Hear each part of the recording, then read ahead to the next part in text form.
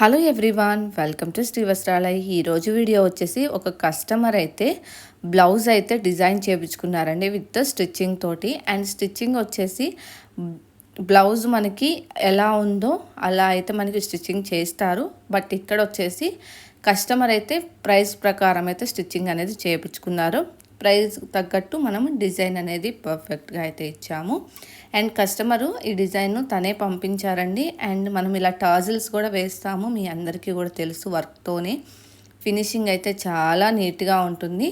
And దీని యొక్క price details కోసం కావాలి అంటే కనుక మీరు కామెంట్ సెక్షన్లో అడగండి. వాట్సాప్ నెంబర్ అయితే మీకు షేర్ చేస్తాను.